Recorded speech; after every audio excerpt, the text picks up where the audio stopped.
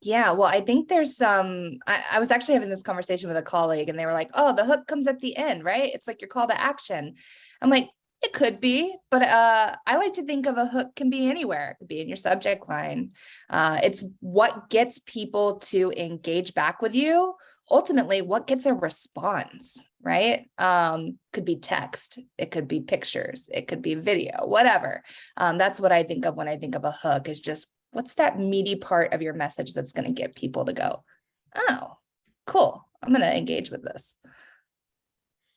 Yeah, I think they can go just about anywhere in your email, but we have some specific ones that are coming. Belal, what has been your experience using hooks and receiving hooks? Because we all get them just as often as we send them.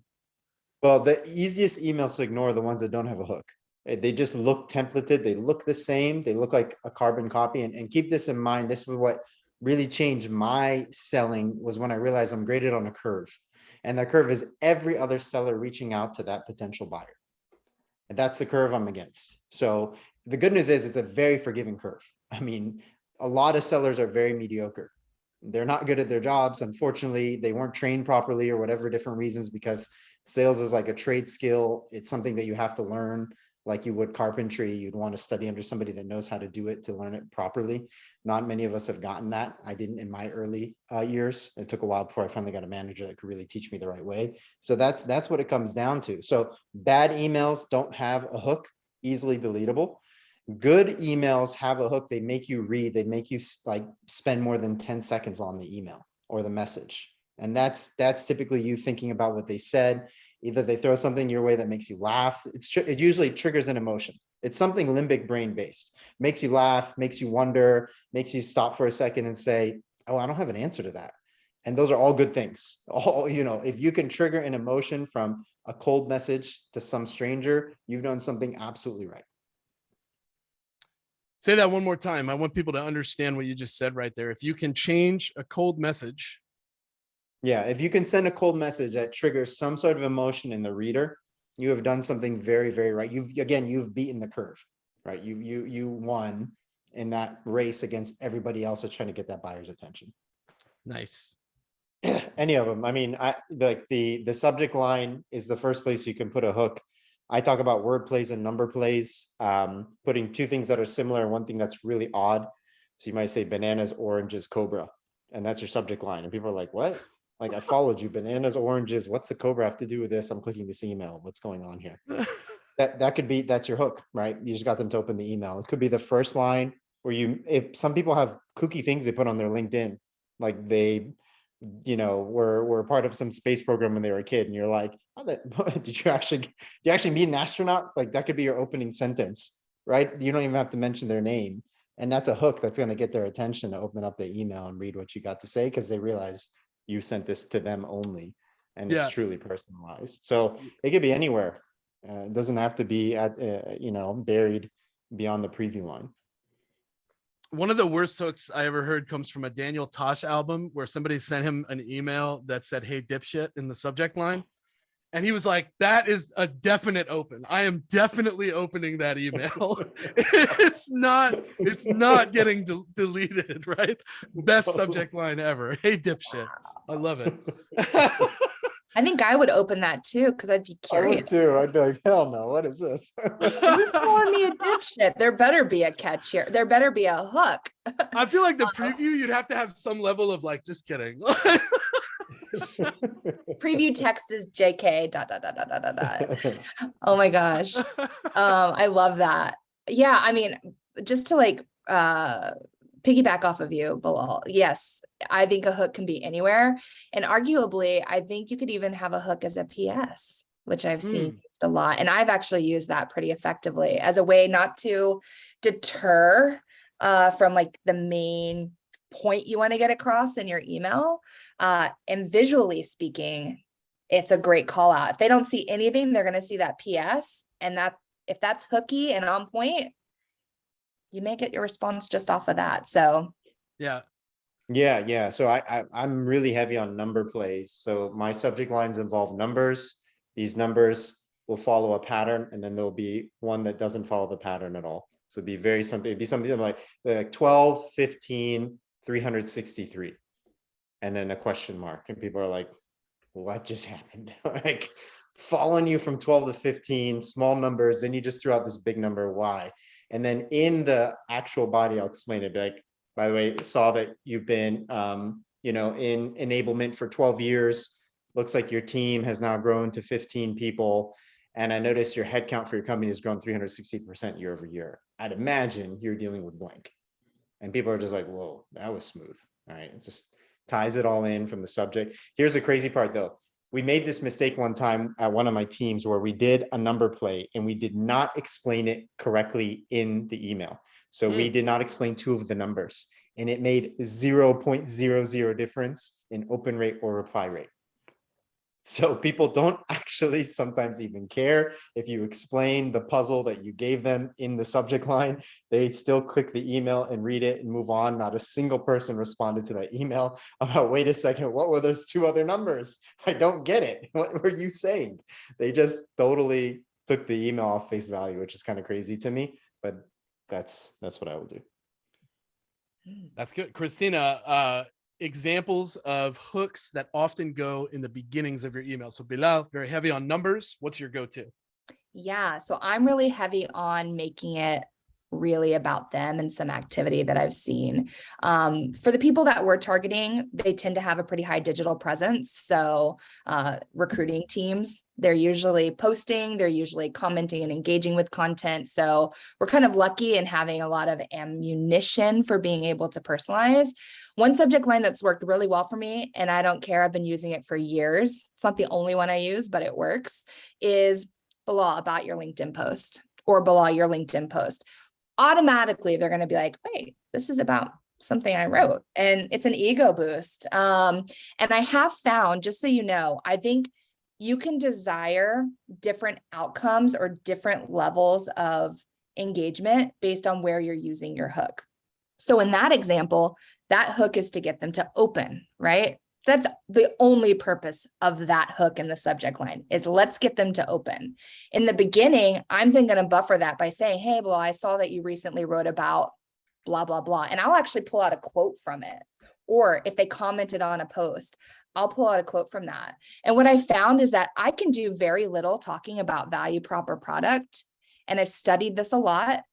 Inherently, it gets them curious. They will go to my signature block. They will click on the link to the website and they will take control of, all right, where does this fit in? And they'll reply with that context without me having to spell it out for them. It works. You got to test it. But you don't have to spell out everything. So that hook in the beginning is really, let's make it about them. And because you do that, sometimes they'll reward you.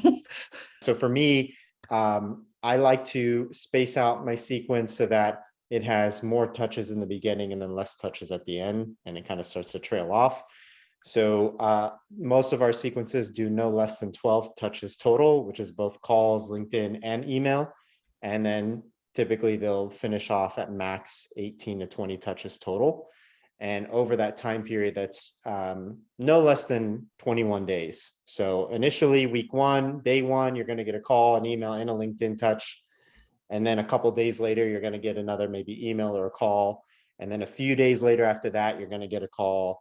And then slowly but surely it starts spacing out more. And all of a sudden the space goes from 2 days to 3 days to 5 days to eventually the final touch, which might come at the end of the week, at the end of that whole period of time, maybe on day 21 or 23, where that final touch occurs.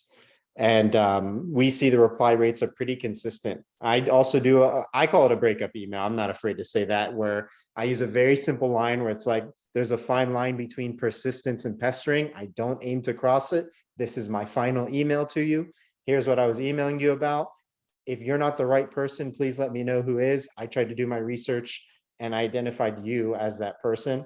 Maybe I missed the mark, and that's it. The email ends. Super short. We also get a pretty good response rate on that final email. It's a Hail Mary. It's like, hey, I've reached out to this person. I've done like 15 touches on them. Just go through like half course shot. Sometimes they go in, most of the times they don't, but I'll pick up that 2-3% as well of replies that happen on that final touch. Yeah, I want to point something out. You guys both said 4% extra reply, 2-3 extra percent. The average reply rate in a Cadence is like 1.3%, 1.5%. That's horrible. That's like the that's average. And I think it's because, like Belal said, most reps are just coming in and going through the motions. They're not putting enough consideration into the language they're using in all of their messaging, not just email, but all of the messaging, right? Like it's definitely an all-inclusive thing. We're focused on email here, but hooks work the same way on calls. They work the same way in videos. They work the same way in social selling situations. You can leverage hooks across your sales cycle quite easily. So make sure that you're using that omnipresence and leveraging hooks all through it. And you can leverage the ones that we're giving you here the same way. Let's talk about actually, this one. to that point Go really ahead. quick, actually, I'm just gonna put a thought to that. Yeah, go for it. So I would not allow any sequence that has my name or my company's name, my team's name on it, have less than a 60% open rate and less than a 10% reply rate. If it has less than 60 or 10 or both of those, it's a failure and we're killing it. And we're going to start from scratch and we're going to nuke it and go back to the drawing board. The thing about writing sequences that get above 60 and 10% reply rate, and I'm talking 10% with unsubscribes, I'm about like quality responses. I don't care for unsubscribes. That's not what I'm interested in. I don't want people saying that when we write them an email. The thing about writing a good sequence, when you're thinking about that method of like, okay, I've got 21 days with this person and I'm going to do 15 touches on them. I get to tell a story over those touches. Not everything has to be packed in that first email. So I'm just going to go point by point over that time, and it's going to build a narrative. And even if they don't respond to the first email or the second or the third, it's building. As long as they're opening the emails over that time, they're going to start hearing a story from me. And at some point it clicks for them. At some point I'll say the right phrasing, the right word, the right GIF, the right video, the right whatever that makes them go, okay, yeah, you're right. This is on my mind. So that's my goal. And so I'm going to use each touch to build upon the next. I'm not packing everything into the first email. The emails are short. I'm always sending the email to my phone. If I have to do this to read the email, it's too long. Shouldn't have to touch my thumb. The email should basically fit on the screen. Maybe the PS doesn't. That's okay. Because again, the PS is its own little message within the message, but it shouldn't be making me scroll like this when I look at the email on my phone. Let's keep going because we have another example. Bilal, I love this example because it's so different. Yeah, we have, like I said, we're mixing LinkedIn, emails, calls. So we just decided to put the call in the email. So this is one where we literally just send what we think would be the conversation that would happen. It's lighthearted. You could see it's kind of like a joke email. We're not being too serious with ourselves. And we're addressing the objections that we know people already say. Because the thing is, the most powerful thing you can do as a seller is just sound informed.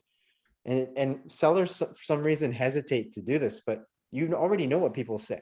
So right in the middle, it's just like, I'm going to stop you there. We already have a system in place and they're working fine. We know people say that. So we just take the sail out of their, the wind out of their sail and say it ourselves and then address it. And people love it. I love it. I mean, people respond to this all the time. They really like it. They laugh. We get a lot of really positive responses to this. I'm super attracted to the creativity here. That's what gets me, is like, if I got this, it's the pattern interrupt in my inbox. Yeah. Right. The thing that I open and I go, what the is this? Right. This is like so different. Yeah. Now to Eric's question, he caught me on something. He said, isn't it too long? Yes, Eric, this is long enough to scroll on a phone. But here's the thing. When you're pushing the boundaries of creativity, don't let, so there's a rule, right? But then there's exceptions to the rule. So the general rule is your email shouldn't be longer than what can fit on a phone screen. But when you're taking a creative risk and writing a conversation, you're going to cap yourself at the knees in your creativity if you try to make that fit on the phone screen. So we went out left field with this one. We had no clue if this was going to work or not. So that's why we kind of allowed ourselves to experiment. And now we saw that this works. So it violates the rule, but in all the right ways. So in general, you're correct. This is too long. If y'all have not caught on, no silver bullets here, man. Like, you got to push boundaries. You got to break rules if you want to try to make this thing happen the way that it should. We had some questions about it. Do you remember what your subject line was here? I think this one was just like our call. And it's just like ... We didn't do any like fancy subject line here. And it was just like, It here's would how have been good played if it out. was like pecans and sugar, you're like, wait, Yeah, I what? know, right? Yeah. Let's talk about this one right here, because this is the GIF and the meme thing coming back into play. Yeah, I mean, we get all the time that people are like, hey, let's chat at some point, and then they don't tell you when, and they're really soft on the follow-up, and you're like, great, now I have to chase this person after their vacation. I really don't feel like doing this. So my approach is to be like, okay, fine, yeah, enjoy your trip. I'm not gonna hassle you. Clearly, you didn't want to meet with me Right. right away. Otherwise, you would have told me a time we can meet when you're back. And I mean, Christine, we were talking about this right before we started, right, Christine? Like, I love trolling people with gifts. I love using memes. So I'm constantly using silly bumps and silly messages. I got the cat sitting on the couch, eating chips, drinking cola, and being like, when you coming back? Like, I'm not even gonna pretend. Like, I want you to come back from your trip so we can meet already. I really want this meeting. And people love it. We usually, get funny responses from people all the time. This is one that I do. Here, I'll share the screen really quick on this one. Go So for it. sometimes I get people that tell me like, not interested or wrong timing, and I'll send them this gift right here. And I'll be like, damn it. Like, I really thought I made that. Like, I thought I did everything right when I prospected you. And people crack up when I send them this.